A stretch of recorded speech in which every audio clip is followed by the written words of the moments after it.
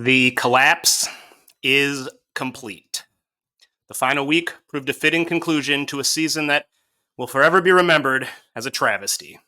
Rather than make a last stand, the Minnesota Twins laid down at home and accepted the inevitable before dejected crowds at Target Field. Now we're all left to wonder where we go from here following a fumbled opportunity for the ages.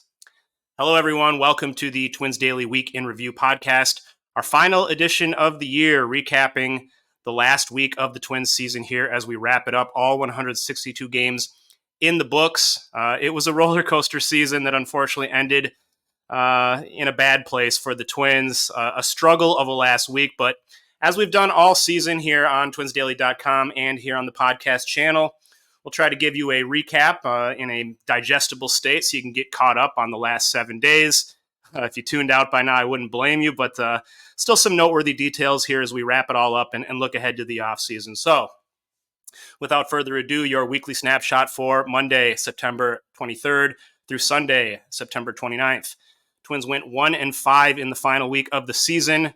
Their overall record at the end of the year, 82-80, so just 2 games above 500. That is down from their high point of 70-53, 17 games above 500 on August 17th. The Twins with a negative 16 run differential in 6 games last week. They end up just barely above breaking even on that, +7 in the run differential column. And the Twins finish in 4th place in the American League Central, 10.5 games behind the division-winning Cleveland Guardians.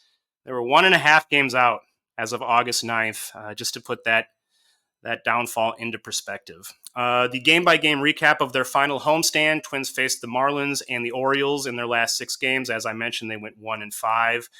Opened the week with a loss, 4-1. Bailey Ober flopping in that one, lineup bowing down to a very bad 100-loss team. Twins did bounce back and get their final win of the season, 8-3 on Wednesday. Offense able to find some life, scored more than 4 runs in a game for, I believe, the first time in several weeks. And then the following day, a 13-inning debacle, which the Twins lost 8-6. The last hopes of their season flickering away in that one, and no other word other than hideous to describe that ball game. And then swept over the weekend, a very lifeless sweep in the final weekend with the Twins getting eliminated on Friday in a 7-2 loss against Baltimore. Went down 9-2, blown away by the Orioles, who showcased their superiority over the Twins in that rout on Saturday. And a season ending on a flat note on Sunday with a 6-2 loss. Twins fell behind early. Never really in the game. Let's touch on the news and notes, the final week's worth of roster moves. We saw a smattering of roster moves here in the final week, so we'll just run through those quickly before we dive into the game action. Matt Wallner, Trevor Larnach, and Jose Miranda all finished the season on the injured list, all placed on the IL over the past week. Wallner suffered an oblique injury in Tuesday's game on a check swing that ended his season. A good season for him, so we'll talk about that in a bit. Trevor Larnach suffered a hamstring injury. This may have, I don't know if this was new. He's been dealing with lower body stuff for a lot of the season. That's been well reported. And then Jose Miranda, another injury that's been plaguing him for much of the season, this lower back strain. He was placed on the injured list as well and shut down. Replacing them on the roster were Austin Martin, Deshaun Kiersey Jr., and Michael Hellman. So all those guys get a little Major League service time here in the final week. Good for them. Cole Irvin was swapped out for Jorge Alcala, reversing a move that transpired early in the month when Alcala was optioned to the minors to originally make room for Irvin when he was claimed off waivers.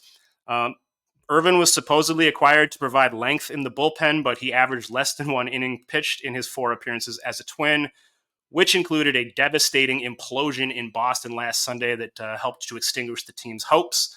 I ranted quite a bit about the decision to bring him in and what went down in that game last week. Meanwhile, after being sent down, Jorge Alcala threw 5 2/3 scoreless innings with 10 strikeouts, 1 walk, and 2 hits allowed in his final handful of appearances between AAA and the majors. That includes 3 very clean, good-looking appearances here in the final week. Just bizarre. I talked about this earlier. I never understood the reasoning behind this move. It just seemed, I guess you're going for length, but they didn't play out that they got any length out of Irvin. They just had him make a very costly outing. And I realize Alcala was struggling, but the idea that your team's better off with Irvin in the bullpen over him never really passed the sniff test to me, and I think the way it played out makes that decision look pretty rough in retrospect. Justin Topa, who's been on the injured list all season with that knee injury, was finally activated in time to make a couple appearances here at season's end, 3 scoreless appearances. So not really too much to make out of that, but at least he made it back. Credit to him. Topa does remain under team control next year at age 34. We'll see if they bring him back. The Twins, obviously, with a lot of questions to answer in the bullpen. Another one of those question marks is Cody Funderburk. They're going to have to figure out what they have in him. He returned from a long IL stint with an oblique injury of his own, made one brutal appearance against Baltimore this past week, allowed 4 earned runs in 1 inning, and then got sent down to finish the season in the minors. Diego Castillo recalled to replace him and then swapped out on the final day for Randy Dobnak, who was he's been on and off the 40-man roster all season. This might be the end of the road for Dobnak and the Twins. I believe his guaranteed contract is now up. Highlights of the final week of the season, not many, but you do have to respect what Carlos Correa and Byron Buxton did here at the end of the year. The efforts they made to come back and try to salvage this season, they did what they could. There's no doubt that playing without their 2 most valuable players for most of the second half played a major role in the Twins' collapse. But these hobbled stars tried their best to make good in the latter half of September. It just was not enough. Correa went 6 for 16 with 2 doubles and a home run last week, lifting his OPS to 960 in 11 games after coming off the injured list. Buxton, for his part, went 7 for 18 with 3 doubles and a home run, while surpassing the 100 games played threshold for just the second time in his career. Enthusiasm will understandably be tempered because these guys missed so much time, but Correa and Buxton both did have good seasons overall and were well worth their contracts when they were on the field. There's obviously reason for ongoing concern about the future health outlooks for both Buxton and Correa, but the fact that each was able to make it back and produce at season's end feels like one of the few positives we can net from the wreckage of this wretched second half. With that, let's move on to the lowlights of a 1-5 final week that saw the Twins complete their epic collapse in the standings. In this final week, the Twins looked like a team with no fight left to give. They were boxed into a corner and essentially needing to win out just to have a chance, and opened up Tuesday's game by quickly digging a 4-0 hole against the lowly Marlins behind Bailey Ober, who, like Pablo Lopez against Boston 2 days earlier, decided to lay an egg at the most inopportune of moments, throwing a little bit of taking a little of the luster off, I guess, what was a generally very strong season for Ober. Per usual, the offense was unable to mount any kind of comeback. They stranded 10 base runners while going 1 for 9 with runners in scoring position on the way to a dreary 4-1 loss that was never in doubt, effectively ending their season. 2 days later, they were already on the brink of elimination, and the Twins put forth perhaps the most pitiful performance of the entire season, which is really a noteworthy accomplishment. They fell 8-6 to these bad Marlins after 13 innings in a game full of little league mistakes and extraordinary lapses in execution. Even play-by-play man Corey Provis on TV could not mask his exasperation watching Carlos Santana get doubled off at second base after Ryan Jeffers popped up a bunt in extra innings. That was just a taste of the absolute mess that took place on the field in that game for the Twins. With the season coming to a brutal end, it would have been nice to at least see a few players other than Correa and Buxton finish on positive notes. Unfortunately, that was not the case. Wallner, Larnach, Max Kepler, Alex Kirilloff, Joe Ryan, Chris Paddock, Brock Stewart, all among the players who ended on the injured list. Those who remained looked like the walking dead. Miranda, also among those who finished on the injured list, but he did play a game last week. He went 0-3 before being shut down, concluding his season in an 0-for-20 slump. After returning from the injured list in late July, Miranda batted .212 with a .242 on base and .301 slugging percentage, 0 home runs. His .237 weighted on base average over that span, worse than all but 2 qualified major league hitters. It is dubious whether Miranda was ever fully healthy after those back issues sprouted up around the All-Star break. But regardless, I mean, you're on the field, you got to produce, and that's the name of the game. His massive drop-off in the second half puts him back on the fringe of Minnesota's plans going forward after it seemed like he had so firmly entrenched himself once again, especially when you account for the fact that I just don't think they trust his defense anywhere. Neither of the team's catchers are likely to move on from the team's plans this offseason, But Ryan Jeffers and Christian Vasquez did little to inspire confidence going forward. Jeffers started his season so well, never really looked like that hitter again after coming off such a great year last year too. He hit a meaningless home run this last week. It was his first in more than a month, but otherwise went 3 for 16. Looking rough defensively again, dropped a ball in his glove at home plate as part of that aforementioned hideous ball game. Vasquez was 0 for 5 in his 2 starts, 0 for 9 in 3 starts, closing out his season with a OPS well below 600. These two deserve props for their durability this season. They stayed on the field. They once again were the only catchers, I believe, to play in a game for the Twins, which is a commendable achievement. But it doesn't mean much when you can't produce and you're really not doing much to help the team. And unfortunately, that's just the case for both these guys. The catcher position was a liability for the Twins this year. Speaking of liabilities, Manuel Margot. Twins fans looking forward to putting his terrible tenure behind him. He was 3 for 14 in his final week as a Twin. I'm sure he has an option for next year that will absolutely be declined. Brooks Lee batted 178 with 2 walks in 75 September plate appearances. Edouard Julien, mostly relegated to the bench by the end of the season, but he did start in the last game on Sunday, batted leadoff, went 0 for 4 with 2 strikeouts to lower his final average below the Mendoza line on the season at 199. Willie Castro, all-star in the first half, complete dud in the second half. Unfortunately, his second half slide punctuated by a 4 for 19 week. Poor showings up and down the Twins lineup. Plenty of blame to go around, certainly. But the prime story of this post-break offensive collapse for the Twins, and the one that we'll need to reckon with most during the offseason, is the disappearance of Royce Lewis. The ascendant start to Lewis's career, which we witnessed last year into the playoffs, into the start of this year between these injuries, came to a crashing halt right around the time he proclaimed that he, quote, doesn't do the slump thing, seemingly throwing the baseball gods into a fury, which he has been experiencing the repercussions of ever since. Since the All-Star break, Lewis has not just been a bad hitter, but he's been one of the worst regulars in all of baseball. He ranks 9th worst out of 111 players with 200 or more plate appearances in the second half, in weighted on base average at 276. He's been a replacement level player overall during this span, and that's not a small sample of baseball. That's 200 plate appearances. That's a good chunk of the season. Lewis looking like a well below average player and a far cry from the star that we saw almost at all times from him throughout his career up to this point. Rather than rallying to close the season, Lewis went out with a whimper. He finished 1 for 23 in the final week. Lewis admitted during the second half that he was grinding physically, coming through all these injuries, hasn't really had the opportunity to play this late into his season, but he was healthy enough to play. I mean, he even stayed in the lineup after the Twins were eliminated, which tells me that physically he's in fine shape in the eyes of the team. So we're now left to wonder how much of this steep decline is attributable to durability and wear, and how much of it owes to opposing pitchers figuring out his game and stymieing him. You watch his at-bats, and he has no answers. They're just toying with him. And like I said, it's wild to watch considering the way he was dominating at-bats and so locked in for so long. Whatever the cause, I think it's safe to say that Royce Lewis has a lot of work to do during the offseason, because if the Twins are going to turn things around and get back on track as a franchise following this staggering setback, they're going to need Royce Lewis to at least be some approximation of the star player we saw in the first 100 games or so of his career.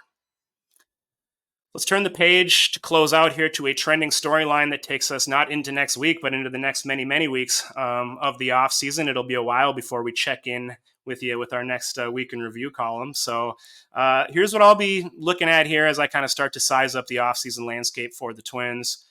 Like I said, we're left to wonder how the franchise is going to address its current woeful state. It was a sad sight at Target Field this past week, just nobody really showing up or expressing any care, and rightfully so, for what was on the field. It was a lousy product, and it's been a lousy 6 weeks. So something's got to happen here. I say this as a Twins fan. I say this as someone who wants baseball to be accessible and energized in the Twin Cities market. It's just depressing.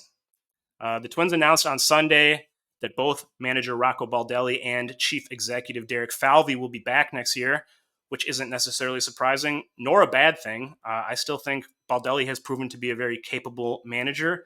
And I think Derek Falvey's done generally a great job building up this system and this organization, even though both certainly have a lot of things you can criticize them for here this year. It will be interesting to see what happens around and below those two on the organizational charts. What of general manager Thad Levine, who we really never seem to hear from anymore? His job security conspicuously not verified during all these pressers, so that is still an open question.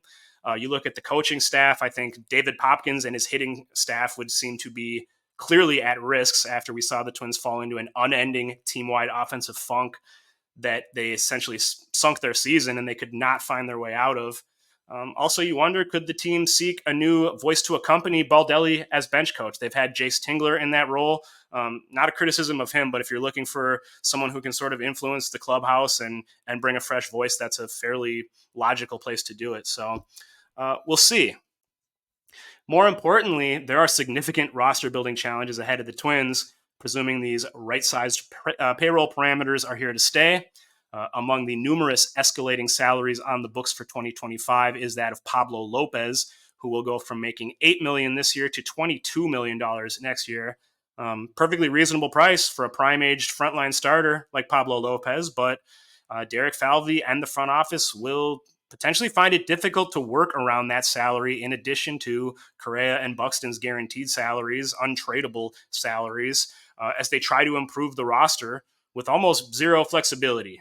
They are, you look at the projected payroll for next year and the commitments that they have, they're already butting up against that $130 million payroll that they had this year, which if you take the team's word for it or via a report from Dan Hayes of The Athletic, they don't expect payroll to go down any further.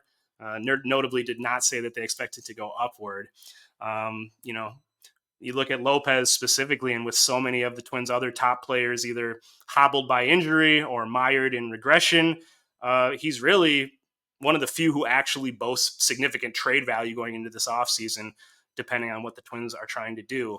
I say that with no pleasure or excitement. I do not want to trade Pablo Lopez, don't get me wrong. And hopefully those aren't the kinds of decisions and sacrifices that this front office will be forced to weigh this offseason. Hopefully, the organization's leadership and ownership sees the light after witnessing the sparsely attended funeral that took place at their beautiful ballpark this past week. The Twins, this team still has plenty of potential. I really do believe that. We saw them play so well for so much of the season. They got a lot of young talent. They got a good system. And they've got some guys that I think have a real chance to bounce back next year. There were no shortage of encouraging signs to be found in this season, as tough as it was. But what we just watched over the past 6 weeks makes clear that some key changes and some meaningful investments and adjustments are needed to prevent this from becoming their new norm. So it's a big offseason ahead, and I think a real moment of truth for this franchise. It's going to be interesting, and we will be covering it at twinsdaily.com every day. You're not going to find more off-season coverage and analysis and rumor mongering anywhere on the web, so we hope you'll keep checking in. It's still... Don't give up on this team, folks. I know it was such a rough year, but there's some good players on this team, and there's some smart people involved, and hopefully lessons are learned from what just happened, and better days are ahead. But for now, 3 teams from the AL Central going to the playoffs. None of them are the Twins. Certainly, the dynamics of this division have changed in a major way, and that's going to present a challenge if the Twins want to get back to the top. So that wraps up another year of the Week in Review. It's been a pleasure bringing you this podcast as well as the column every week on Sunday night all season. Whether you've been following along all year or this is your first time listening to an episode, really thank you for listening. As always, you are invited to let us know what you liked about the show and the column, what we could do better, if there's other things you'd like to see us covering each spring. We'll be back, of course, with the Week in Review column next year. I'm not sure if the podcast will be back. I'd say that's kind of up in the air, but if you're someone who listened to it and found it valuable, please let us know. Leave a review on your podcast platform. Give us a shout on social media or in the comments of the column itself on twinsdaily.com. Certainly we'll take that into account as we do our planning for next year. But it's been fun to do these shows. It's been great to have to see the listener numbers go up. And I hope you guys found it valuable. We're covering everything that happened here in 20 minutes. And I'll be writing all off season, and there'll be lots of great content on the site. So let's hope this franchise can turn things around. It was rough, but it's been fun covering it with you guys. So we'll see you next year.